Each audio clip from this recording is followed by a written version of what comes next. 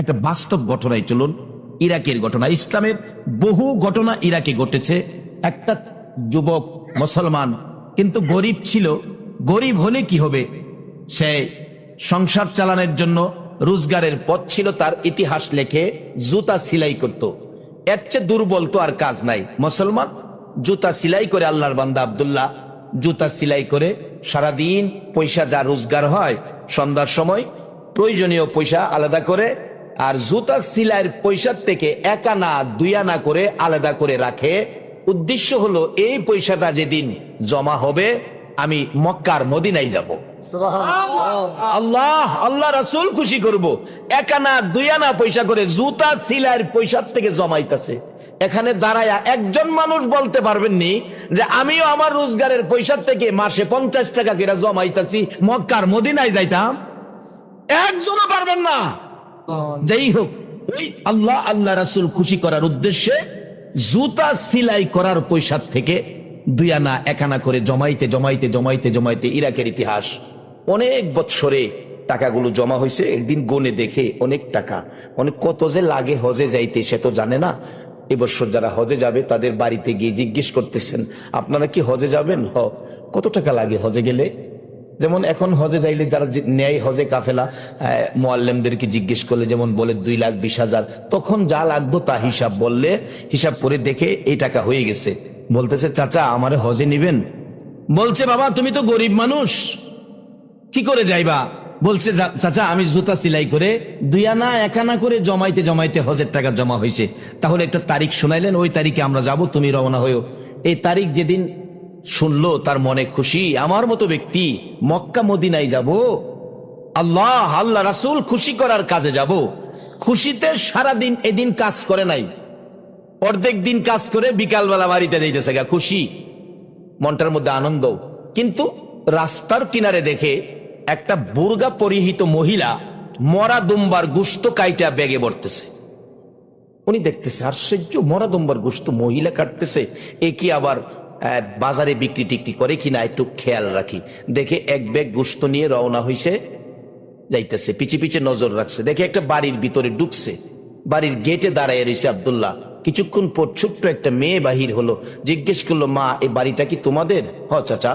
একটা মহিলা গোশত নিয়ে ঢুকলো। মহিলাটা তোমার কি হয়? বলল, মহিলাটা আমার মা, আমার আম্মু। গোশত কি করতেছে? গোশত রান্না বসাইছে। বলো কি, এটা মরা দুম্বার গোশত রান্না বসাইছে কেন? মেয়েটা 2টা চোখের পানি গাল বেয়ে বেয়ে ছেড়ে দিছে। চাচা গো, আমরা খাবো। বলো কি, তোমরা মরা দুম্বার গোশত খাবে? চাচা আমরা অসহায়, আমরা গরিব, আমরা আওলাদে রাসূল, রাসূলের বংশের লোক, আমরা গরিব। আজকে 4-5 দিন পার হয়ে গেছে, আমাদের চুলায় আগুন জ্বলে না, আল্লাহু আকবার, না খায়া কষ্ট সহ্য করতে পারি না। মা কারো কাছে হাত পাতে না, কারণ রাসূলের বংশের হাত পাতা ভিক্ষা করা জায়েজ নাই, বংশের কলঙ্ক। তা না করে আমার মা মরা দুম্বার গোশত আইনা রান্না বসাইছে, আমাদেরকে খাওয়াবে, আমরা খেতে পারবো, আপনারা খেতে পারবেন না। আব্দুল্লাহ নিজেকে নিজে প্রশ্ন করলেন, ও আব্দুল্লাহ, মক্কা মদিনায় যাওয়ার জন্য কত টাকা জমা করেছোস? আওলাদে রাসূল না খাইয়া মরা দুম্বার গোশত খাইতে যাচ্ছে। আরে আব্দুল্লাহ বল, আওলাদে রাসূলের পক্ষে যাবি না মক্কা মদিনায় যাবি? নিজেকে নিজে প্রশ্ন করলে জবাব আসছে তার মন থেকে, না না, মক্কা মদিনায় যাব না, হজ করতেও যাব না, সবগুলো টাকা আওলাদে রাসূলের বাড়িতে হাদিয়া স্বরূপ পাঠাইয়া দিয়েছে।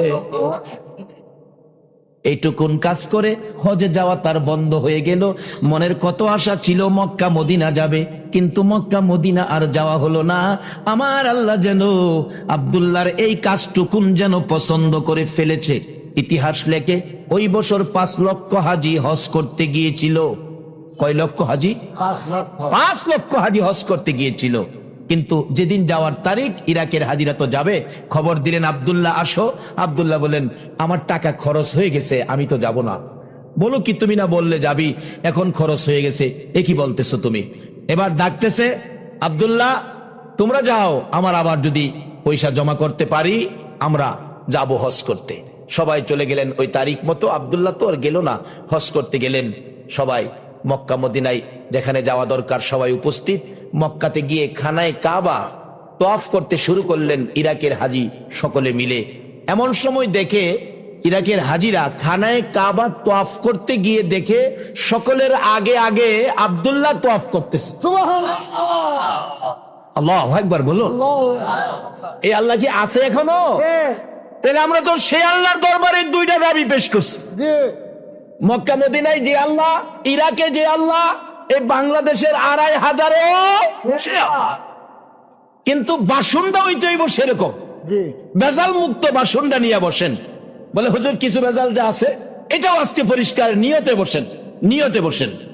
হাজিরা কয় হ্যাঁ কইলো আইতো না, অহন হ্যাঁ আমাদের আগে হস তওয়াফের কাজ করে তওয়াফটা শেষ করে হেরে জিগামু। তওয়াফ শেষ করে দেখে আব্দুল্লাহ নাই। নামাজে দাঁড়াইছে, দেখে নামাজের আগের কাতারে আব্দুল্লাহ। নামাজও থেকে খালি চাইতে হ্যাঁ নামাজটা কোন সময় শেষ হইব, হ্যাঁ দৌড়মু, সালাম ফিরাইলে নাই। মদিনায় গেছে একই অবস্থা, নামাজের আগের কাতারে আব্দুল্লাহ। আচ্ছা এই অবস্থা হইলে কন্ত নামাজের খেলইব না খালি হেরফাই খেলইব? এমন কিছু মানুষ আছে না আমরা বাংলাদেশেও নামাজে ঘরে এই যে দিকছে দিক চা এরকম আছে না? আপনাদের এদিকে আছে কিনা জানি না। আমার একজন মুসল্লি আছে, এটা নামাজও থাকে ওই দিক সে দিক চা তার জুতার লগে যদি কেউ জুতা রাখে এই দিন আর তার নামাজ ঠিক মতো হইতো না। তার জুতা নিয়ে কেউ নেগা খালি এইদিকে খেল।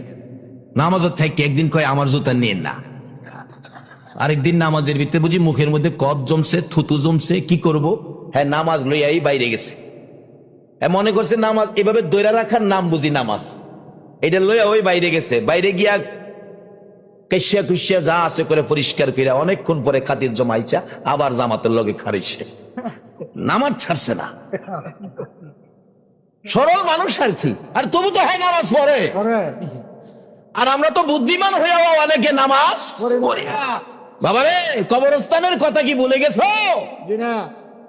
ওই যে আজকে কবরস্থানের নাম উপরে লেখা, নামাজ পড়লেও কবরস্থানে তোমার ঠিকানা, না পড়লেও কবরস্থানে তোমার এ চিন্তা পড়লে আগিলা মুরব্বীরা রাত্রে গুনগুনায় কাঁদছে, কি বলে? মিচামিচি কাটাইলাম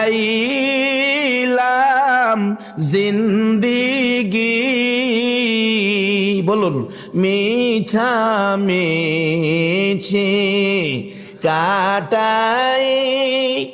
কাটাইলাম জিন্দিগি, চোখে দেখা হারাইলাম বন্দেগি, হাইরে চোখে দেখা হারাইলাম বন। কার বাবারে কার বাগ কারবা কি কার বাবারে কারবা কারবা অন্ধকার কবরে হবে বসতি, হাইরে অন্ধকার কবরে হবে এই দুনিয়া মুসাফির খানা জানো না, এই দুনিয়া মুসাফির খানা জানো, কত মানুষ আইল গেল রইল না, হাইরে কত মানুষ। বাবারা আগিলা মুরব্বীরা এই দেশে ঘর বাড়ি কইরাও এই কান্দা কান্ত, এ দুনিয়া মুসাফির খানা, কত মানুষ আইলো গেল রইল না। আসলে এই দেশে সিস্টেমটাই হলো মানুষ আসতে পারবে, থাকতে থাকার কোনো সিস্টেম নাই, থাকার কোনো বিষয়ও নাই। তবে কয়দিন থাকবেন এই গ্যারান্টিও দিতে জাউন গাছে লাগবো, এটা যে রাইট একটা বাস্তবতায় যান। আপনার এখানে মাশাআল্লাহ হাজার হাজার মানুষ, আপনাদের মধ্যে আমার একজন 150 বছর বয়সের একজন মুরব্বী দেন তো, আমার পাশে বসাবো। 150 বছর বয়সের একজন মুরব্বী দেন।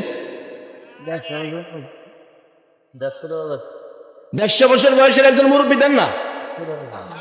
নাই? এইটা কইবেন তো যে নাই? 150 বছর বয়সের মুরব্বী আছে? আচ্ছা, একদিন কি তারা ছিল না? কিন্তু এখন নাই। তাহলে বুঝাইলো থাকার সুবিধা এই দেশে নাই। 100 বছর এই দেশে থাকবেন, এই গ্যারান্টি আপনারা কে কে দিবেন দেন তো? এটাও নাই। তাহলে মাইনা নেন মুরব্বীরা যে কইতো এ দুনিয়া মুসাফির খানা, আমরা যেখানে আছি এটা মুসাফির খানা, এরপরের স্থানটাই কিন্তু কবরস্থান। যেই কবরে কেউ যাবে না। যত আপন এদেশে আপনি যাকেই বানান না কেন, যার জন্য রক্ত পানি করে রোজগার করে সন্তানাদি বিবি বাচ্চা লালন পালন করতেছেন, কিন্তু কবরে যাওয়ার কেউ আপনার। তাইলে আমরা কি নিব কবরে? আজকের মাহফিল থেকে রোজগার করব। তাই বলতেছিলাম দুইটা দাবি আগে আদায় করি। বলে আদায় কিভাবে হবে? সেটাই ইরাকে গিয়েছিলাম। ওই আব্দুল্লাহ নামের ব্যক্তিটা হজ করতে যায় নাই, সবাই দেখে নামাজের আগে সালাম ফিরে ধরবো, সালাম ফিরেলে নাই। হজ শেষ করে সবাই বাড়িতে গেলেন। ইরাকের হাজিরা বাড়িতে গিয়ে আব্দুল্লাহর বাড়িতে সবাই গেল। তুই কইসত যাই কিনা, কিন্তু তোরে আমরা সকলের আগে দেখছি, সব কাজে তুই আগে আগে ছিলি, মিথ্যা কথা কইলি? আব্দুল্লাহ হাসে আর বলে, চাচা আমি যাই নাই, আসলে আমি মিথ্যা কথা কই নাই, আমি যাই নাই। তাহলে আমরা দেখলাম কি? দেখলাম আমরা কি ভুল দেখলাম? এই টেনশন নিয়ে গেলেন সকল হাজিরা। ঘুমাইলে রাত্রে আল্লাহ পাক ফায়সালা দিতেছে, ও হাজিরা, তোমরা এই বছর যারা হজ করতে আসছো, তোমাদের সংখ্যা ছিল 5 লক্ষ। তোমাদের 5 লক্ষ হাজির হজ একটাও এবছর কবুল হয় নাই। তবে একটা হজ কবুল হয়েছে, সেটা হলো ইরাকের আব্দুল্লাহ। মক্কা মদিনায় না গিয়ে ইরাকে থেকে যদি হজ কবুল বাড়িতে আনতে পারে, আমরা কি আজকের মাহফিলের দুইটা দাবি আদায় করতে পারবো না? কিন্তু সেই পরিমাণ কিছু কাজ আমাদের হইতে হবে, কিছু কাজ হইতে। আওলাদে রাসূল খুশি করার জন্য মক্কা মদিনা যাওয়ার সব টাকা এখানে দিছে, আল্লাহ খুশি হয়েছে। কাজী এমন কিছু কাজ লন আমরা করি যাতে আল্লাহ খুশি হয়, তাহলেই পাবেন। আল্লাহ বলতেছেন, হাজিরা তোমাদের কারো হজ কবুল হয় নাই, শুধু আব্দুল্লাহর হজটা কবুল হয়েছে। আব্দুল্লাহ মক্কা মদিনায় যাওয়ার টাকা আমার রাসূলের আওলাদকে দান করে দিয়েছে, আমি খুশি হলাম। এই মক্কা মদিনায় আসতে পারে নাই তো আমি মক্কা মদিনার হজ প্যাকেট করে তার বাড়িতে পাঠিয়ে দিচ্ছি। এই একটা হজ কবুল হয়েছে, আব্দুল্লাহর হজ। আর এই হজটা কবুল করতে যাইয়া তোমাদের হজগুলিও আজকে কবুল হয়েছে। কবরে যাইতে হবে। সেই কবরটা মৃত্যু যখন হবে, তারপরের স্থানটাই হলো কবর। যে কবরে যে যাবেন, কবরের হিসাব কিন্তু কেউ জিগাইছেন না, কেউ জিগান নাই কবরের হিসাব। আজকে ছেলেটা বিদেশ গেলে যে দেশে যাইব, এই দেশে কে কে থাকে? মা যায় একদিন, বাবা যায় একদিন, কাকায় যায় একদিন, দাদি থাকলে দাদি যার একদিন, দাদায় যার একদিন। তোমার ছেলেটা বিদেশ থাকে, আমার নাতিটা সেই দেশে যাইব। কেমন পরিবেশ, কেমন ভালো নি থাকতার বুনি, খাবার দাবার কেমন, আবহাওয়া কেমন, বেতন কেমন, টাকা পয়সা পাঠাইতে পারি কিনা, এরকম কত কিছু খবর নিলেন। অথচ ছেলেটা নাতিটা ফাড়াইলেন, সুবিধা না হইলে 6 মাস পরে আবার আইফোর তারবো, এরপরও এত খোঁজ খবর নিলেন যে এই কবরস্থানে গেলে জীবনে আর আসা যায় না। এই কবর যাইবার আগে কেউ তো কোনোদিন খোঁজ নিলেন না। রাসূল বলেছে এক একটা কবরে 99টা করে সাপ দেওয়া হবে। নবীর কথা সত্য না মিথ্যা? 99টা সাপ, দুনিয়ার সাধারণ সাপ না। এক একটা সাপ দংশন করলে 70 গজ মাটির নিচে চলে যাবে। অন্য সাপগুলির হাত থাকবে, ইস্পাতের নূক থাকবে, আবার টাইনা উঠাবে। দুনিয়ায় কি শুনো নাই আমার কথা? তুমি ভুলে গেছিলা? আমি তো তোমাকে ভুলবো না। এভাবে দংশন চলবে। এক একটা সাপ যদি দুনিয়ার উপর মাথা বাহির করে একটু শ্বাস ফালাইতো, সমস্ত পৃথিবীর গাছ গাছরা পুড়ে ছাই ছাই হয়ে যাইতো। এমন পুরাই পুড়তো, এই জমিনে কিয়ামত পর্যন্ত আর কোনো গাছ গাছরা হইতো না। এই মারাত্মক সাপ 99টা কবরে দেওয়া হবে। রাসূল বলছে, বলুন রাসূলের কথা সত্য না মিথ্যা? যদি রাসূলের কথা সত্য মানেন তাহলে আপনি ঈমানদার, না হয় আপনার ঈমান ধ্বংস। বাস্তব ঘটনা। এই কবরে যাবেন, ও যুবক বাবা তুমি সাবধান হও। 91 সনে মাসিক পত্রিকায় খবরটা পেয়েছি। পাকিস্তানের রাওয়ালপিন্ডির পীর দুহা কবরস্থান, একটা যুবকের মৃত্যু হলে কবর কুড়ে লাশ নিয়ে গেছে দাফন করবে, যায় দেখি কবরটা বন্ধ হয়ে গেছে। মাটিয়ে বুঝাইতেছে তোর মতো পাপীকে আমি রাখবো না। ইমাম সাহেব ছিলেন আল্লাহওয়ালা, উনি বললেন বাবা কবর কুড়ো নাই? হুজুর কুরসি তো, কবরটা বন্ধ হয়ে গেছে, আরেকটা কবর কুড়ো। 91 সনের ঘটনা। আরেকটা কবর কুড়া হলো। কবরটা করার পর হাজার হাজার মানুষের সামনে কবরটা আবারও বন্ধ হয়ে গেছে। ইমাম সাহেব বলেন আরেকটা কবর করো, 3টা পর্যন্ত দেখি। 3 নাম্বার কবরটা আর বন্ধ হলো না। বলছে 2জন লোক কবরে নামো, নামলেন, লাশটা দাও তাদের হাতে। দিবার আগেই কবর থেকে 2জন লোক কাঁপতেছে আর ডাকতেছে, হুজুর লাশ দিবার আগে আপনি একটু দেখে যান কবরের অবস্থা কি। আল্লাহওয়ালা বলেন, আল্লাহর ওলি বলেন, আমি কবরের পাশে যাইয়া দেখি 2-2.5 হাত লম্বা কালো রঙের বিচ্ছু, মানুষের চোখের চেয়ে বড় বড় চোখ, কবরটা ভরে গেছে। এই কবরে আমাদের প্রত্যেকের যাওয়া হবে কিনা বলো? তবে আমরা যাব এটা তো কিছু পিছনে আছে, যারা গেছে তাদের খবর নেওয়া দরকার আছে কিনা। এর মধ্যে যাদের খবর নেওয়ার জন্য, যাদের পক্ষে এখান থেকে শান্তির ফায়সালা চাওয়ার জন্য আল্লাহ নিজে কোরআন শরীফে নির্দেশ করেছে, এই কাজগুলি আমাদের করা দরকার না? কোরআন শরীফে নির্দেশ করেছে তাদের জন্য দোয়া করা। সেই ব্যক্তিরা কারা? রব্বির হামহুমা কামা রব্বায়ানি সগীর। বলুন না, রব্বির হামহুমা কামা রব্বায়ানি। যে মা 2টা বাজে বাড়িতে গেলেও যাইয়া দেখতেন দরজাটা খুইলা দাঁড়াইয়া রইছে। যে বাবা সন্তান বাড়িতে না আসলে রাত্র 10টায় বাস স্ট্যান্ড হারিকেন লইয়া দাঁড়াইয়া থাকতো। একটা বাস যদি স্ট্যান্ডে লাগতো, বাবা দৌড়াইয়া একের মতো বাসের দরজার কিনাই দাঁড়াইয়া থাকতো। কত মানুষ নামলো, আদুরের সন্তান নামলো না, বাবা কানতে কানতে বাড়িতে যাইয়া পড়ছে। এই দরুদি মা বাবা যার কবরে আমার আল্লাহ যদি তাদের জন্য দোয়া করতে শিক্ষা দিতে পারে, বলুন এই কাজগুলি করা আমাদের দরকার আছে কিনা? বাবারা এটাও তো আমরা করি না, এটাও তো করি না। অথচ মা বাবা কবর থেকে ডাকতেছে, তুতাওয়াঙ্গার গারসুদি আজ মালে মা, তুতাওয়াঙ্গার গারসুদি আজ মালে মা, তো চেরাগা ফেল সুদি আজ হালে মা। বাবারে আমার সয় সম্পত্তি, আমার বাড়ি, আমার জায়গা, আমার দোকানপাট, আমার মার্কেট ফায়া, তুই আজকে মার্কেট বেলা সম্পদলা হইছস, কিন্তু আমরা যে 2জন কবরে ফেরা রইলাম, আমরার ব্যাপারে তুমি এত গাফেল কেন? আমরার ব্যাপারে কিতাবে পাইছে একটা ঘটনা, একটা বাবার কবরের পাশে দিয়া সন্তান হাইটা যাইতেছে, বাবার জন্য কিছু দোয়ার খায়ের করলো না, কিছুই করলো না, শুধু হাইটা যাইতেছে। আর বাবা কিছুক্ষণ যাওয়ার পরে বাবা কবর থেকে ডাকতেছে, ও আদরের সন্তান, ও নিষ্ঠুর সন্তান। ছেলেটা পিছনে চাইছে, এদিকে আয়, আওয়াজ হইতেছে, কেমনে রে আমার কবরের পাশটা চলে গেলে, আমার লাগে একটু দোয়া করলে না?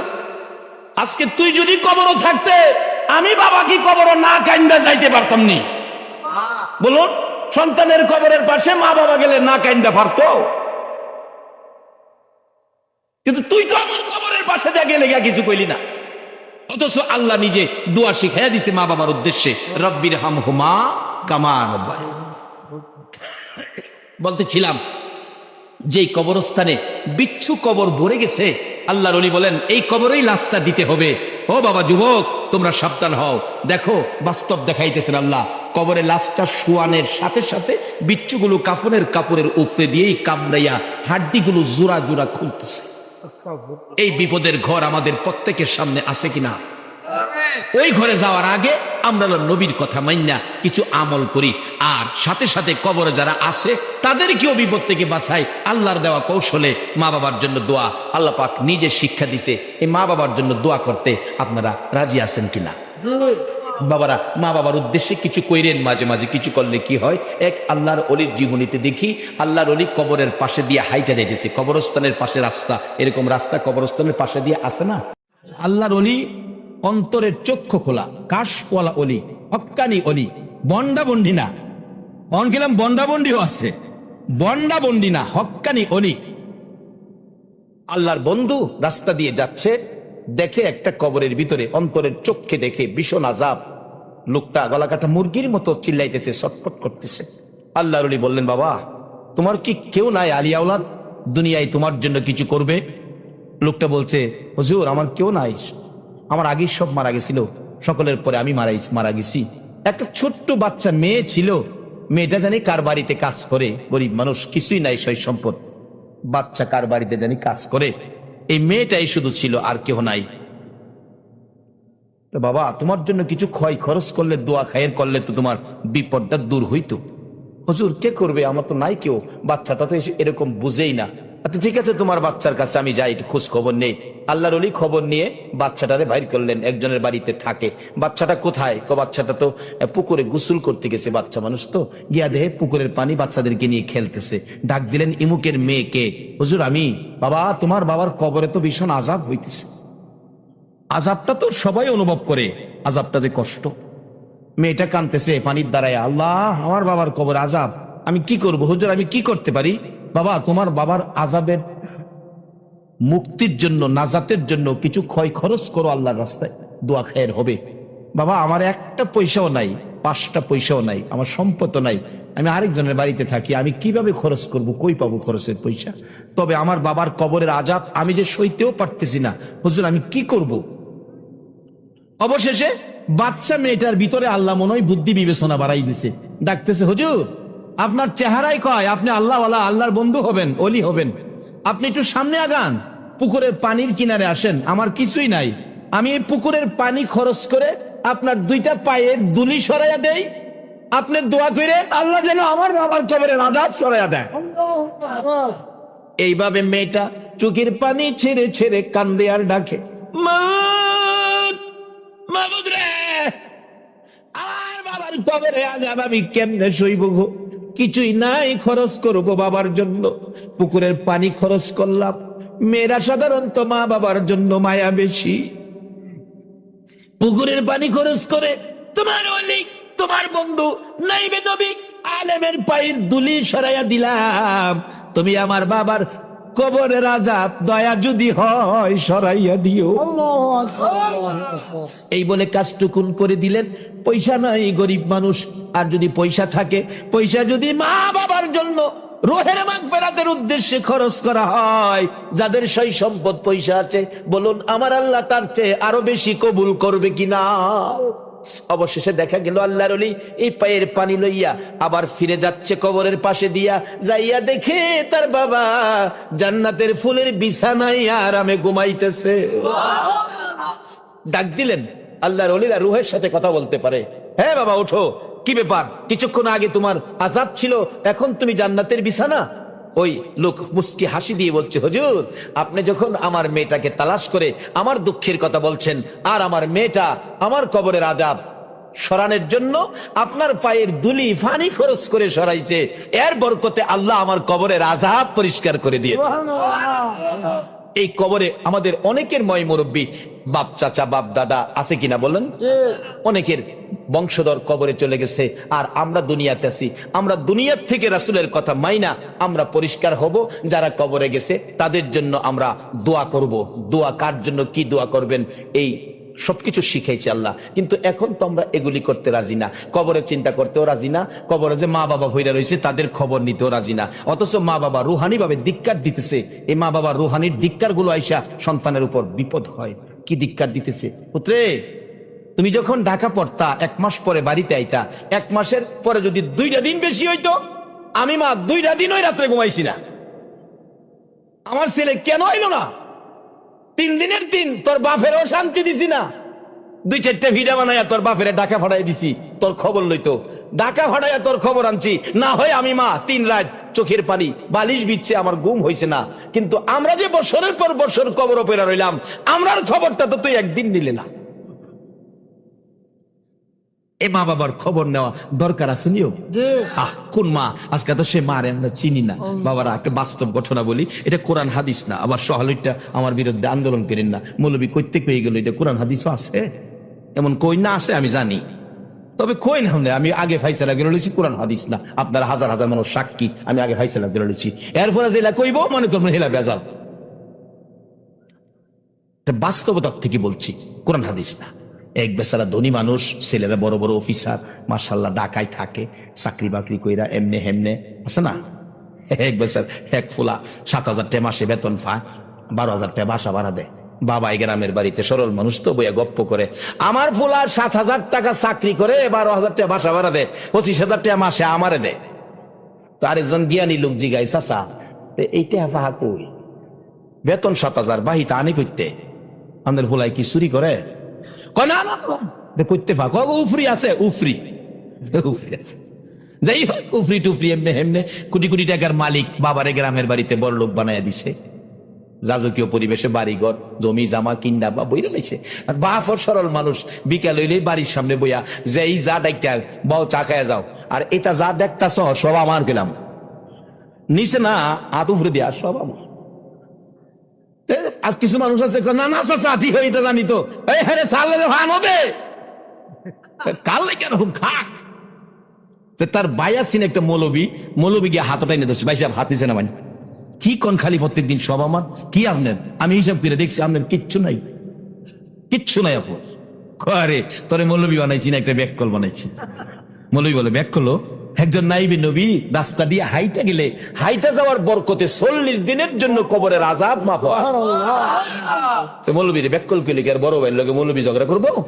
মৌলবীকে বড় ভাই ব্যাককল করছে কোক, তাতে আপত্তি নাই, যদি কোনোদিন সুযোগ পাই বাইরে বুঝামু আমি ব্যাককল না বাইরে ব্যাককল। খালি কয়টা সব আমার, আসলে যে নিজের জন্য কিছুই করে নাই, আখিরাতের কোনো সদাই ভাই করে নাই। গত 2-4 বছর আগে এক ঘটনা ঘটছে, পুরান ফানিতে যারা এই বৈশাখে ধান লাগাইছে, বুড়ো ধান, এটা ধান বাইরিছে ঠিক, ভিতরে সাইল নাই। তা আপনারা দেশ কি কইন? সিডা, আমরা এলাকাত কই সুসা। সুসা আর সিডা জিনিস একটাই আর কি, শব্দ দুইটা। সিডা ধান ভিতরে সাইল নাই, মৌলবী এইবারই সুযোগ, ভাইজান আপনার তো সব খবর পাইছেন, একটা ধানের ভিতরে সাইল নাই, সব সিডা। কহ হুনতাছি তো, তোমারে খুঁজতাছি, তুমি মৌলবী গেলেনি কিছু রহমত হয়? হন মৌলবী রহমত আগে ব্যাখ্যা আছে, আসলে মৌলবী রহমত। নবী বলেছে হাদিস শরীফে, আল উলামাউ ওয়ারাসাতুল আম্বিয়া, নবীর ওয়ারিস উলামাগণ। নবী যদি রাহমাতাল লিল আলামিন হয়, তাহলে এ নবীর ওয়ারিস হইলে কিছু বাকি উলামাদের কাছে আছে না? তবে উলামাদেরও উচিত এগুলি নিয়ে সাবধানে থাকা, সাবধানে থাকতে হবে, এই রহমতটাকে যাতে নিজের কাছে রাখা যায় এইভাবে চলতে হবে। আল্লাহ তৌফিক দেখ, সকলে বলুন আমিন। যাই হোক, লম্বা ঘটনা, অনেক সময় যাইতেছে গা, আমি সংক্ষেপ করে আনছি।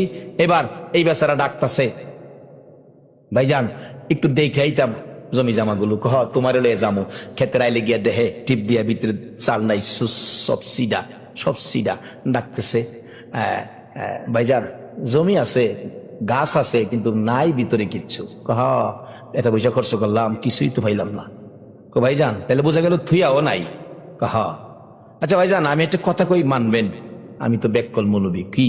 আপনি খেতের আইলো একটু শুয়ে যাইবেন, আমি সাদা একটা চাদর আইনা আপনার ডাইকা কাছে বইয়া কান্দুম, আমার বাইরের সাপে কেটে মাইরা লিখছে, কিন্তু আমি ডাক না দেওয়া পর্যন্ত আপনি উঠতারতেন না। কি হইব কইরা পরে বুঝবেন। কই যা তুই ছোট ভাই কইছস, সাদা চাদরটা ঘুরে একটা দাগ দিছে, দাগ দিয়া কান্তাছে, আমার বাইরে সাপে কাটছে। মৌলবী এত বড়, মৌলবী কান্তাছে, মানুষ কি না গিয়া পারেও?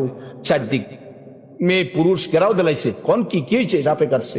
দাগের ভিতরে যায় না, ভিতরে গেলে বিষ আপনার শরীরে ঢুকবো। অনার কেউ দাগের ভিতরে গেলে তো দেখবো, লড়ে সরে না, মরলে ঠান্ডা হয়ে থাকতো, এটা তো শ্বাস দেওয়া লাগছো। অবশেষে মানুষ আইসা হলে আফসোস করা, লোকটা এত সম্পত্তির মালিক ছিল, আজকা খেতের আইলো হইরা লইল, আর কবরে যে যাইবো কি হাত কি বইরা না খালি খালি হাতে কবরও যাইবো। হবলই খালি কথাটা কয়। আচ্ছা যে যাওই কয়, এই ভদ্রলোক সব শুনেনি করে। মৌলবী তো আমার হুয়াইছে এদের লেগে নে, কিন্তু মৌলবী তো কইছে আমি ডাক না দিলে উঠতারতেন না। ফুলাফান তো খবর হইয়া গাড়ি লইয়া ডাইরেক্ট খেতে রাইলো, দৌড়াইয়া গেছে। চাচা আমার বাবারে সাপে কাটলো, আপনি কইয়াছিলেন? বাবারে আমি তো কাছে আসিলাম, সাপে তো কে চাচা কে বাবা এইটা চিনে না, যারে সুযোগ পাহেরেই মারে। আমি দৌড়াইছি বাজান, সাপেরে দৌড়াইছি। আমার বাপেরে মাইরা লাইছে আর আপনি সাপেরে দৌড়াইছেন। আরেক মুরব্বী কয়, মৌলবী সাপে কাটছে? জি। সাপে কাটা রুগী তো বাবা সহজে মরে না, যদি কবিরাজ দিয়া উজা দিয়া 20টা জাইরা নামাইতারেন তাহলে হয়তো রুগীটা ভালো হয়ে যাবে। মৌলবী মনে মনে কয় সাপে কাটলে না উজায় নামাইতো, তো কথা আমি নিয়ে আসি। হ্যাঁ দৌড়ে গেছে কবিরাজের বাড়ি, কবিরাজ সাপ মরে নাই, বাই খালি কর সব আমার। কবরের চিন্তা বাইর নাই, আখিরাতের কোনো সদাই বাইর হইছে না, খালি বলে সব আমার। আপনি একটু কাজ করবেন, 2-3টা ফু দিয়া কইবেন এই বিষ নামান যাইতো না, একটা সিস্টেম করবেন ভাই, যে সব আমার এটা বুঝাইবার লেগিয়া কি এইভাবে এইভাবে এইভাবে কইবেন। আচ্ছা ঠিক আছে, মৌলবি ফরাই আনছে এইভাবে করতো, মৌলবি বলে ব্যাক কল, দেখেন না কি ফয়েন যে আইছে। কবিরাজের 2-3 হুদিয়া কই সর্বনাশ, এই বিষ নামান যাইতো না। ছেলেরা ধরছে, চাচা এত বড় কবিরাজ, নামি দামি কবিরাজ, আপনি বিষ নামাইতে পারবেন না? বাবারে এটা মারাত্মক সাপের কামড়, তবে একটা সিস্টেম আছে, ওই যে মৌলবি ফরাই আনছে, এই সিস্টেমে হয়তো একটা কিছু করা যাইতে পারে। সিস্টেমটা কি? তোমাদের মধ্যে বড় ছেলে কে? বড় ছেলে? চাচা বড় ছেলে আমি খুব বড় অফিসার, বড় ছেলের মধ্যে আমি বড় অফিসার। তা তুমি তোমার বাবার পায়ের কাছে একটু খাড়াইতে হবে। কি করবেন? আমি মাথার থেকে বিষ যাইরা যারার চাপে বিষ পায়ে দা বাইরিব, তোমার শরীরও বিষ ঢুকে দেব, তুমি মইরা যাইবা, বাবা ভালো যাবো। বড় ছেলে কই, চাচা এটা একটা যুক্তির কথা কইলেন, আমি এত বড় অফিসার, এত দায়িত্ব আমার, বাবা সাপে কাটছে, আমি মরতাম বিষ লইয়া, বাবায় বাঁচত, এটা কথা কইলেন? এটা কি সম্ভব? পৃথিবীতে এমন কোন ঘটনা শুনছেন? আচ্ছা ছেলে কি কইতাছে বাবা শুনতাছে নিও, অথচ এই ফুলার লেখাপড়ার খরচ চালাইতো বাবা, কতদিন ফজরের নামাজ নাচ ফইরাও নাইছি আমার কেটে গেছে গা। ফুলা কিন্তু আপনার পক্ষে নাই। মেজু ছেলে, জি আপনি আয়েন, ওইটা কথা কইলেন, আমি মাপ চাই। ছোটলা কি আপনি কান্তাছে খুব, আমি দুনিয়াতে এসি কয়দিন এসে আমার ওখানে হ্যাঁ নিবেন। মেয়েরা যে কান্দতেছে, ডাকতেছে মা তুমি আসো, ওনার কান দেও না, কথাও কয় না। এতে কি বোঝা গেল? আইতে রাজি রাজি না, বিবি স্বার্থ ভাঙ্গে হইরা, দুইজনে ধৈরা রাখতে না। কবিরাজ কয় আপনি জি আমি ওনার ওয়াইফ, তাইলে আপনি এভাবে কি করবো, সাপ জায়গা আমিও মরে যাব, ওতে আপনি মরলে ভাইয়ের কাছে খারাপ, বিষটা যাইরা আপনারে দেই, আপনি মরেন, সাহেব বালই যে বুবা। ও কবিরাজ সাপ, উল্টা ফাল্টা কথা কইন না, সাপের হায়াত নাই, সাপে কাটছে, নাইলে মৌলবীরে দেখছেন না সাপে, দোষ দেয় তো খালি মৌলবীরা দেখছেন, মৌলবীরে সাপে দেখছেন না, সাপ রেখে সাপে কাটলো, হায়াত নাই, আল্লাহ নিচে গা সাপে কাটছে, সাপ করতেইছি না, আজরাই লইয়া যুক্তি টুক্তি দিতেছে, মারি দিলাম, দোয়া খায়ের কর্ম নেয় অবশেষে। আচ্ছা এই ভদ্রলোক সব শুনছে নি, কে কি কইছে শুনছে, আর কইতাছে মনে মনে, রে মৌলবী তো এলে কেন আমার হুয়াইছে। কবিরাজ জিজ্ঞেস করেন, ও মৌলবী সাহেব এই লোকটা জীবনে কি করলো? নিজের জন্য কিছুই করলো না, কেউ তো তার আপন পাইলাম না, আরো কেউ তার আপন আছে কিনা দেখি, চেষ্টা করে তার পক্ষে দাঁড় করাইতে পারি কিনা, কেউ আছে কিনা। মৌলবী সাহেব চোখের পানি ছেড়ে ছেড়ে ডাকতেছে, রে কবিরাজ আছে রে, আরেকজন মানুষ আছে রে, ইনি হলেন আমাদের গর্ভধারিণী মা। আল্লাহু আকবার। মা ছাড়া আর কেহ নাই, মাকে নিয়ে আসেন। আসতে পারবে না, অসুস্থ বুড়া মানুষ, দুর্বল হয়ে বিছানায় পড়ে গেছে, দুইজন নিজস্ব লোক নিয়ে যান, দৌড়ে দৌড়ে নিয়ে আসেন। দৌড়ে দৌড়ে নিয়ে আসতে শুরু করলে মা আনবে, এই অপেক্ষায় কবিরাজ যাইয়া দেখে দুইজন লোক লইয়া মা বড় সন্তানের মৃত্যুর খবর পাইয়া গলা কাটা মুরগির মতো গো, মা বিছানায় লাফাইয়া লাফাইয়া কান্দে আর ডাকতে থাকে, মউত তুমি কি আমারে দেখলা না, আমার সন্তানের নিয়ে গেলা। এবং দরদ বলুন মার সন্তানের জন্য আছে কিনা। কিন্তু এই মা যে কবরস্থানে ঘুমাইয়া রইল, বৎসরের পর বৎসর গেল, একদিন তো কেহ মার খবর নিলেন না। খবর পাইলে খবর নিব, বাইর থাকলে তো খবর না। বাবা সব দাবি আদায় হবে, কিছু কাজ আছে করেন, নবীজি বলছে এই কাজগুলি করেন। যাই হোক, এবার সংক্ষেপ করে আনছি। দেখা গেল মার কাছে যায়, দেখে মা লাফায়া লাফায়া কাঁদতেছে, মা গো, মা মৌলবী ডাহে, তোমার ছেলে ভালো হবে তো, তোমার যাইতে হইব। মা বাবা আমি গেলে ভালো হইব, আমি কেমনে যাবো, আমি তো যাইতে পারি না। দুইজনে দৌড়ে দৌড়ে নিয়ে রওনা হয়েছে। কাছাকাছি গেলে দূর থেকে হাত বাড়ায় ডাক মারছে, কবিরাজ রে, বাবা যাইস না, আমি মা আইতাছি। কে আইতাছে? কে? আল্লাহু আকবার, আল্লাহু আকবার। কবিরাজ যাইস না, আমি মা আইতাছি। বাড়ির দিকে লক্ষ্য করে দেখো না গো, এই মা জানি কার দুনিয়ায় নাই, যে মা সন্তান 2টা বাজে বাড়িতে গিয়াও দেখছি দরজাটা খুইলা দাঁড়াইয়া থাকতো। বাড়ির দিকে তাকাইয়া দেখো এই দরজা কার জানি চিরতরে বন্ধ হইয়া রইছে। আমি মা আইতেছি, আপনি মা লাগেন? হ বাবা, আপনি ছেলে ভালো হবে। কবিরাজ কইতেছে শর্ত হলো আপনি মা পায়ের কাছে একটু দাঁড়াবেন, আমি বিষ যাইরা পায়ে দিয়া বাইর করবো, এই বিষ আপনার উপরে ডুববে, আপনি পরে মরে যাবেন, আপনার ছেলেটা ভালো হবে। কিন্তু আগে তো কেউ রাজি না, এবার আপনাদের কাছে ফাইসালা চাই, সত্য কথাটা বলবেন। কেউ তো রাজি ছিল না, এখন যার কাছে চাইছে যিনি হলেন মা, এই ব্যক্তিটা রাজি আছে কিনা? আসতে কইলেন যে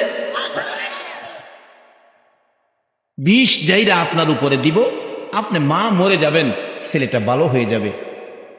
একটা চিৎকার মারছে মা, কবিরাজ আমি মা রাজি আছি রে। এই মা বাবার জন্য কিছু করা বলুন দরকার আছে কিনা? আরে মা বাবার কথা মতো যে জন চলে না, বলুন মা বাবার কথা মতো যে জন চলে না, আল্লাহ নবীজির দয়া তারা পাবি না। হাইরে আল্লাহ নবীজির মা বাবাকে দুঃখ দিলে নামাজ রোজা যাই বিফলে, মা বাবাকে দুঃখ দিলে নামাজ রোজা যাই বিফলে, মার কলে যায় আঘাত দিলে খোদা সহে না, মার কলে যায় আঘাত দিলে খোদা সহে না, আল্লাহ নবীজির দয়া তারা পাবি না। হাইরে আল্লাহ তোফা জলে ডাইকা বলে মা বাবার দোয়া পেলে, তোফা জলে ডাইকা বলে মা বাবার দোয়া পেলে, দুঃখ কষ্ট যাবে চলে কিছুই রবে না, দুঃখ কষ্ট যাবে চলে কিছুই রবে না, আল্লাহ নবীজির দয়া তারা পাবি না। হাইরে আল্লাহ। মা চিৎকার মেরে বললেন, রে কবিরাজ আমি মা রাজি আছি। বাবা আমার একটা শর্ত। কি শর্ত? আমি মা অসুস্থ বুড়া মানুষ, দাঁড়ায়া থাকতে পারি না রে বাবা, বল। আমি বসলে হবে নি, বসলে হবে নি। কবিরাজ বলেন মা গো বসলেও চলবে, রাজি থাকলেই চলবে, কেউ তো রাজি না, আপনি দি রাজি হলেন কারণ কি? মা ছেলের পায়ের উপর হাত লাগাইয়া ডাকে, কবিরাজ রে আমি হাতে ধরলাম তাড়াতাড়ি যেন বিষ আমার কলিজায় আইসা যাইবে।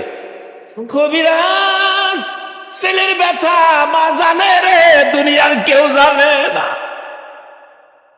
ছেলে পেটে লইয়া কত কষ্ট করেছে মা, মা জানে আর জানে আমার আল্লাহ। কবিরাজ রে আমার এই সন্তান যেদিন প্রথম সন্তান হিসাবে পেটে ছিল কত কষ্ট করছি রে, কারো কাছে কই নাই। কোনোদিন রাত্রে ঘুমাইতে গেছি, পেটের ভিতর নড়াচড়ি করছে, কলিজায় লাথি লাগছে, ঘুম থেকে উঠে গেছি, আবার লাথি লাগছে বসে গেছি, আবার লাথি লাগছে দাঁড়াইয়া গেছি। দাঁড়াইয়া থাকলে ভালো লাগে, দাঁড়াইয়া থাকতে থাকতে জীবনে কত রাত ফজরের আজান পড়ছে রে কবিরাজ। এই সন্তান পেটে লইয়া জীবনে কত রাত না ঘুমাইয়া কাটাইছি। আজকে আমার বাবার মৃত্যু হবে, আমি মা বেঁচে থাকবো না, না এটা হতে পারে না। বাবা যেদিন দুনিয়াতে আসবে প্রসব ব্যথায় আমি পাগল পাগল হয়ে গিয়েছিলাম। একদিনের ব্যথা কারো কাছে কই নাই, দ্বিতীয় দিনের ব্যথা জিব্বা কামড়াইয়া সহ্য করেছি, তৃতীয় দিনের ব্যথা রে গলা কাটা মুরগির মতো লাফাইছি, একবার মাটিতে পড়ে গেছি, আবার বিছানায় শুয়ে গেছি, মাথায় তাপড়াইছি, বুকে তাপড়াইছি, ব্যথা অসহ্য হইয়া মহিলারা ঘরে দরজা বন্ধ করে দিয়ে আমাকে চুপ করে বসে থাকতে বলছে। আমি ডেকে ডেকে বলছি, মহিলারা গো আমি কেমনে চুপ করে থাকবো গো, ও মহিলারা সন্তান প্রসবের এত ব্যথা গো আমি আগে জানি না, আমার একটা দাও হাতে দাও, গলাটা কাইটা আমি মৃত্যুবরণ করি। মহিলারা দেখছি দাও জাতীয় সবগুলো জিনিস করে রে বাহিরে ফেলে দিছে।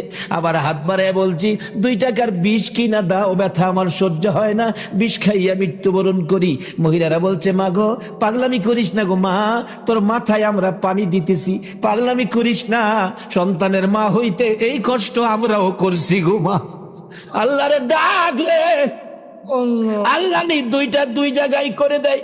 ওই মা প্রসব ব্যথার যন্ত্রণায় যখন আল্লাহ গো কইয়া ডাক মারে, আমার আল্লাহ ঘোষণা করে দিয়ে রাখছে, ফেরেশতারা রে, প্রসব ব্যথার যন্ত্রণায় যে মা আল্লাহ গো কইয়া ডাক দিবে গো, এক একটা ডাকের বিনিময় এক একটা কবুল হজের নেকি আমি আল্লাহ দান করে দিব।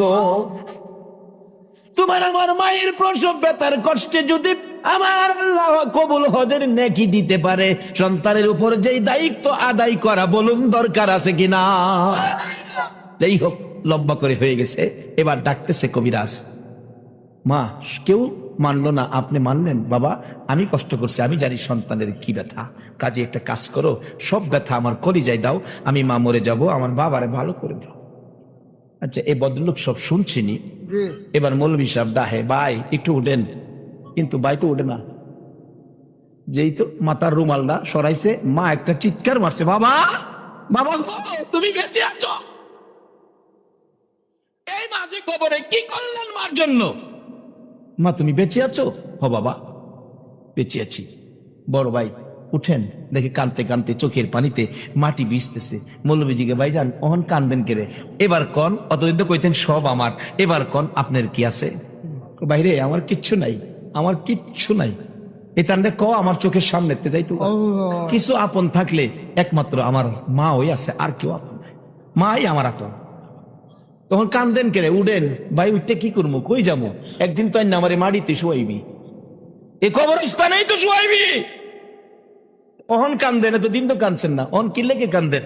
বড় ভাই ডাকে, গুনার বোঝা মাথায় লইয়া কাঁদতেছি, বলুন না, গুনার বোঝা মাথায় লইয়া কাঁদতে, মাফ করে দাও মাবুদ আল্লাহ এলাহি, আইরে মাফ করে দাও মাবুদ আল্লাহ।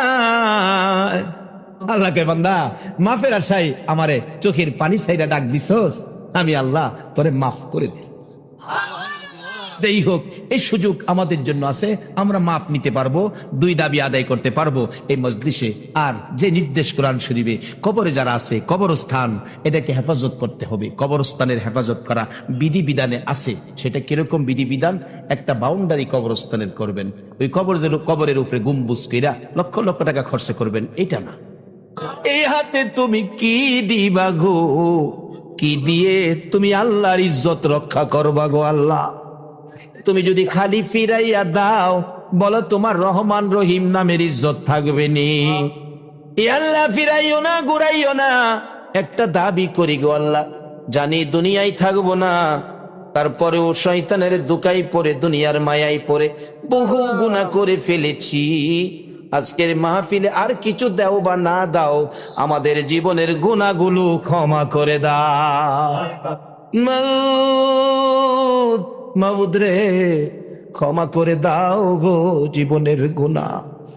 ক্ষমা যদি না করো, কবে জানি মৌতের চিঠি দিয়ে আজরাইল পাঠাইয়া দাও।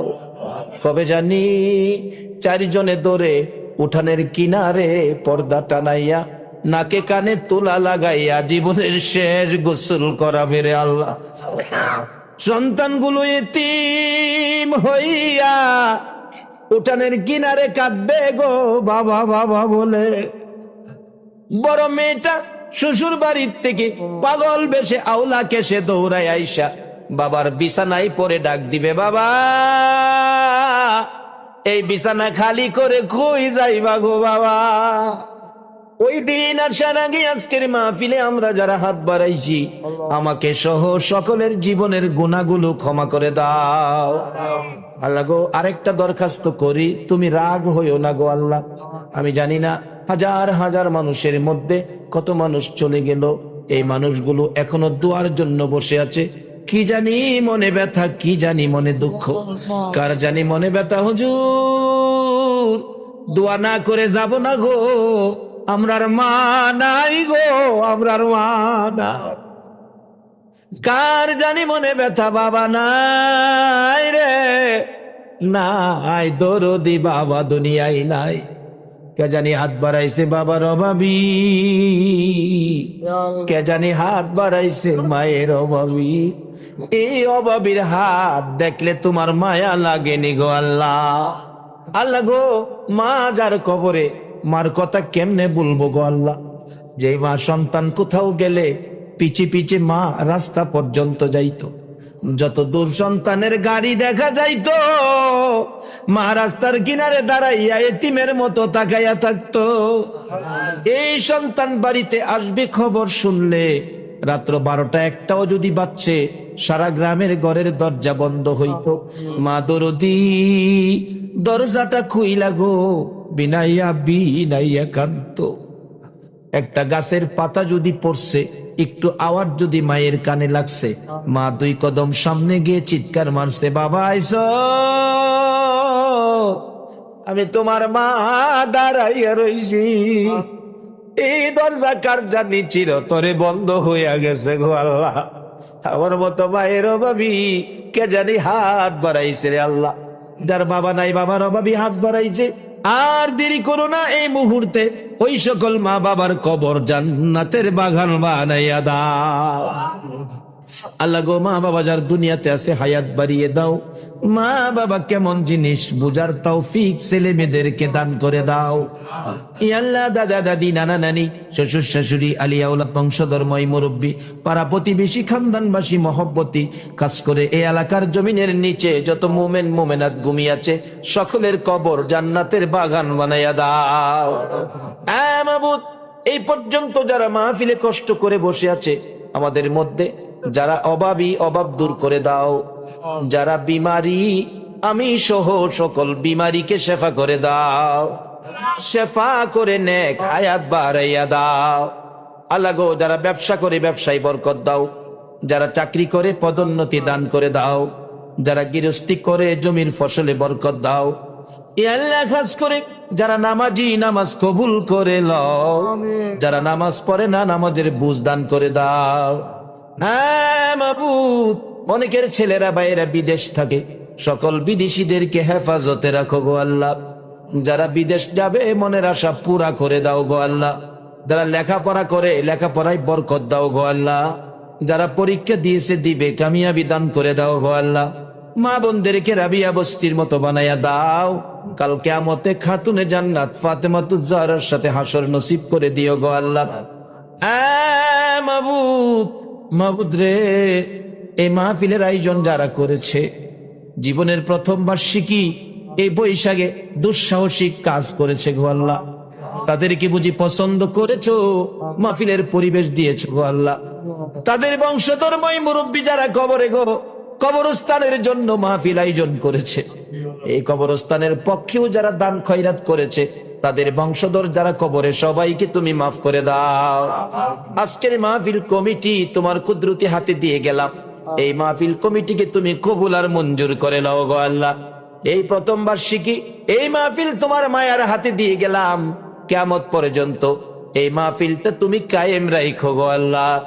এই মাহফিলে যারা আসছে আসবে, সাহায্য সহযোগিতা করেছে করবে, সকলকে তুমি দয়ার নবীরে একদিন ঘুমের ঘরে স্বপ্নে দেখাইয়া দাও। আর কিছু দাও বা না দাও, তোমার নবীর একদিন ঘুমের ঘরে স্বপ্নে দেখাইয়া দাও। নবীজিকে স্বপ্নে দেখাইয়া আমাদের কলিজা ঠান্ডা করে দাও। আল্লাহ, এই মাহফিলে যা আলোচনা হয়েছে আমাকে সহ সকলকে আমল করার তৌফিক দাও। আল্লাহ, মাহফিল শেষে যারা যেখানে যাবে সহি সালামতে পৌঁছাইয়া দাও। যতগুলো দরখাস্ত করলাম এই মাহফিলের উসিলাই, দুরুদের উসিলাই, জিকিরের উসিলাই সবগুলো তুমি কবুল আর মঞ্জুর করে নাও। সাল্লাল্লাহু তাআলা আলা খায়রি খালকিহি মুহাম্মাদি ওয়া আলা আলিহি ওয়া আসহাবিহি আজমাইন বিহাক্কি লা ইলাহা ইল্লাল্লাহু মুহাম্মাদুর রাসূলুল্লাহ সাল্লাল্লাহু আলাইহি ওয়াসাল্লাম। আসসালামু আলাইকুম ওয়া রাহমাতুল্লাহ।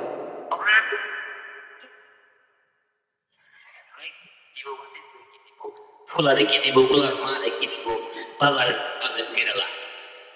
কিন্তু ঈদের দিনে তোমার নাই ঘটনা। আমরা গ্রাম আছে, রান্না করছি, অনেক রান্না করি না, অনেক বিশ্বাস করে মতি অন্য করি। আমরা গ্রাম আছে ঈদের দিন মারা গেছে। বাজানো আসার সিরিয়াল আছে, যাওয়ার সিরিয়াল নাই। এই দেশটার মধ্যে থাকি, ভাবার পেলে গ্রাম মাদি নাই, আমরা কারো ভাবার পেলে মাদি নাই। তাহলে এখন কি করা? বাজারটা করা। বাজারের পরামর্শ দিলে হাসান বসরি রহমাতুল্লাহ আলাইহি শামাউনকে, কথাটা খেয়াল আছে? শামাউন কান্দে, দুই চোখের পানিতে গাল ভিজে গেছে। হাসান বসরি রে, সময় থাকতে কালিমাটা আমারে পড়াইলি না। জীবনে ভালো কাজ করতাম, ভালো কাজ করতাম। বলবেন হুজুর ভালো কাজ, কোন ধরনের কাজগুলি বেশি ভালো? আমি না বলে আমার আল্লাহর কোরআনে আল্লাহ কি বলছে শোনেন। ওয়াকাদা রাব্বুকা আল্লা তা'বুদু ইল্লা ইয়্যা ওয়া বিল ওয়ালিদাইনি ইহসানা। আল্লাহ বলেন ইবাদত করো আল্লাহর, খেদমত করো মা বাবার। তাহলে বোঝা গেল ইবাদতের পরে সবচেয়ে ভালো কাজটা হলো মা বাবার খেদমত করা। বাবারে কেন মা বাবার খেদমত করবেন না? বাবা গরিব মানুষ, কুরবানির ঈদ কুরবানি দিতে পারে নাই, টাকা নাই, পয়সা নাই। ছেলেরা কুরবানির জন্য বাবারে চাপাচাপি করছে, বাবা কুরবানি দাও না। মানুষে কুরবানি দেয়, কুরবানি দিলে গরু আনলে আমরা গরু লইয়া ঘাস খাওয়াইতাম। বাবা চোখের পানি ছেড়ে দিছে, চাউল কিনার পয়সা নাই, কুরবানি দিব কোত্থেকে? ঈদের দিন বাচ্চা গরু, বড় বড় গরু দেখে কান্দে। বাবা গো, এই কুরবানির গরু যদি কিনতা না জানি কত শান্তি লাগতো। বাবা চোখের পানি ছেড়ে মাথায় হাত বোলায় সান্ত্বনা দেয়, কান্দিস না। কুরবানির গরু যদি নাও কিনি, তোদের জন্য গোশতের ব্যবস্থা করব। বাবা কুরবানির ঈদের দিনের নামাজ শেষ, কুরবানি শুরু হয়েছে। বলে পরীক্ষা রাখতেছে, বিবি গো আমার একটা ব্যাগ দি, আমার একটা ব্যাগ দি। ব্যাগ লইয়া বাবা রাজপ্রসাদ কারো ঘরে যায় নাই, 2-3 গ্রাম পার হইয়া গেছে। যারা কুরবানি দিছে বাবা ব্যাগটা লইয়া কুরবানি দাতার ঘরের দুয়ারে এতিমের মতো হাত বাড়াইছে। 2 টুকরা 3 টুকরা কষ্ট করে সারাদিন বাবা ঘুরে ঘুরে জমায়া সন্ধ্যার দিকে 5-6 কেজি গোশত নিয়ে বাড়িতে আইছে। বিবি গোশত রান্না কর, আমার সন্তানের মুখে কুরবানির গোশত দে। যে বাবা বাড়ি বাড়ি হাত বাড়াইয়া কুরবানির গোশত টুকাইয়া না খাওয়াইছে, এই বাবা কবরে আজকে সন্তানের অবস্থা ভালো, 1.5 লক্ষ টাকা দিয়া কুরবানি দেয়, বাবা তো একটা নজর দেখলো না। এই বাবার জন্য আজকের মাহফিলে, ওই মার জন্য আজকের মাহফিলে 2টা হাত বাড়াইয়া 2টা চোখের পানি ছেড়ে ছেড়ে আল্লাহর শিখানো দোয়া তালাওয়াত করা, রব্বিল হামহুমা কামা রাব্বায়ানি সগীরা। আমাদের পরে সবচেয়ে ভালো কাজ হলো এটা। এরে বাবারা শামাউন দেখছে, রে হাসান বসরি জীবনে ভালো কাজ করার সময় নাই। সময় যদি থাকতো রে কালিমাটা পড়ে জীবনে ভালো কাজ করতাম। শামাউন বলছে জীবনে ভালো কাজ করার সময় নাই, কালিমাটা পড়লে লাভ হবে কি? হাসান বসরি বলেন জান্নাত পাবেন। জান্নাত পাবো গ্যারান্টি কি? গ্যারান্টি দিলেন মান ক্বালা লা ইলাহা ইল্লাল্লাহু ফাদখালাল জান্নাহ। আমার নবীর দেওয়া গ্যারান্টি তোমাকে শোনায়া দিলাম। শামাউন বলেন হাসান বসরি রে, আমি কালিমাটা পড়বো, তুমি একটা গ্যারান্টি দাও। আমি যে কালিমা পড়লে জান্নাতি হব, একটা গ্যারান্টি দাও। কি গ্যারান্টি? কাগজের মধ্যে লিখিত দাও। কাগজের মধ্যে লিখিত দিলেন, আমার নবীর কালিমাটা পড়লে শামাউন জান্নাতি হবে। হাসান বসরি বলে দিলাম, এই কালিমাটা পড়লে জান্নাতি হবে, আমি হাসান বসরি বলে দিলাম। কাগজে লিখিত দাও, লিখিত দিলেন। আগে শামাউন কাগজ হাতে লইয়া ডাকে, হাসান বসরি রে আর দেরি করিস না, দে দে আমার কালিমা পড়াইয়া আখিরি নবীর উম্মত বানাইয়া দে। আখিরি নবীর উম্মত হইয়া আমার জীবন ধন্য করি। তারা আখিরি নবীর উম্মত হইয়া কালিমা পড়ে জীবন ধন্য করত, আর আমরা আখিরি নবীর উম্মত হইয়া করি দলাদলি।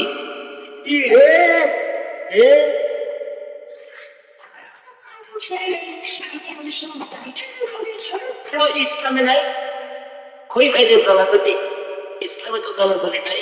ইসলামে দলাদলি করবেন কোন অধিকারে? ইসলামকার মালিক তো আল্লাহ। ইসলাম আর এই ইসলামটা প্রচারের দায়িত্ব পাইলেন নবী মুহাম্মদুর রাসূলুল্লাহ। আল্লাহ বলছে আমার ইতি রাসূল ফাকাদ আতাল্লাহ, তোমরা আমার এই রাসূলের কথাগুলি মানো, তাইলেই হবে আমি আল্লাহর কথা মানা। কারণ রাসূল বানায়া কোনো কথা বলে নাই, আমি যা বলাইছি তাই রাসূল বলছে। এখন আল্লাহকে যদি পেতে চান রাসূলের মাধ্যমে যান, রাসূলের মাধ্যমে যান। আল্লাহকে যদি পেতে চান আমার রাসূলের আদর্শ ব্যতীত আল্লাহ পাওয়ার বিকল্প আর কোন রাস্তা দলাদলি না বাজা হিংসা বিদ্বেষ না এটা কিনা কে কোন দলের এটা শুধু আল্লাহরে খুশি করার কাজ কতটুকু করতে পারছি এই চিন্তা সামান্য হাসান বসরি দে কালিমা পড়াই দে, কালিমা পড়ে মুসলমান হয়ে গেলেন। লম্বা ঘটনা ছোট করে বলছি, হাসান বসরি কালিমা পড়াই গেলেন।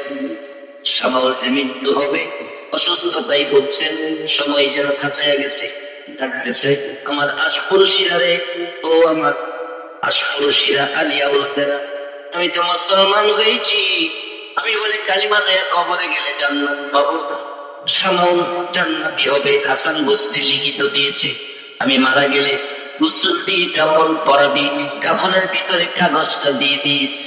আমি তো ভালো কাজ করতে পারি নাই, একটা কাজ ভালো করেছি, আমি আখিরি নবীর উম্মত হয়েছি, এই কাগজটা আমি কবরে যাইয়া দেখাবো। হাসান বসরির কাগজ কবরে দেখাবো। সামাউলের মৃত্যু হয়ে গেলে কথা মতো গোসল দিয়ে কাগজটা কাফনের ভিতরে দিয়ে কাফন করে জানাজা পড়ছে, জানাজা শেষে দাফন করেছে কবরে। মানুষ কবর ছাড়াও ঘুরে চলে গেলেন। রাত্র গভীর, হাসান বসরি রহমাতুল্লাহ আলাইহি ডাকে, পৃথিবীর মানুষেরা, আমি ঘুমের ঘরে ঘুমিয়েছি, স্বপ্ন যুগে দেখি সামাউল জান্নাতি পোশাক পরে আমারে আয়েশা ডাকতেছে, এরে হাসান বসরি এই নাও তোমার কাগজ, তোমারে দিয়ে যাই। হাসান বসরি রে, তোর কাগজ আমার প্রয়োজন পড়ে নাই রে হাসান বসরি, আমি যেই নবীর কালিমা পরে কবরে গেছি রে, এই নবীর কালিমার বলে আমি জান্নাতি হইয়া গেছি। যেই নবীর কালিমা লইয়া কবরে যাওয়া মাত্র জান্নাতি হয়ে যায়, সেই নবীর উম্মত হইয়া জান্নাতে যাওয়ার পথে থাকা বলুন আমাদের দরকার আছে কিনা? বাবারে কিভাবে জান্নাতের পথে থাকা? আল্লাহ তো আপনাদেরকে জান্নাতের কথা ঘোষণা দিয়েছে। আমার নবী বলেছে মাল আহিয়াউন, কোরআন শরীফে বলেছে মাল আহিয়াউন মিন রাব্বিহিম ইয়ারসাকুন, তোমরা ওই পথে চইলা কবরে আসো, আমি আল্লাহ আখিরি নবীর উম্মতের বেলা কবরে খানা খাওয়াবো। আমার নবী বলেছে আদ-দুনিয়া ও মাজদাতুল আখিরা, দুনিয়াটা আখিরাতের বাজার।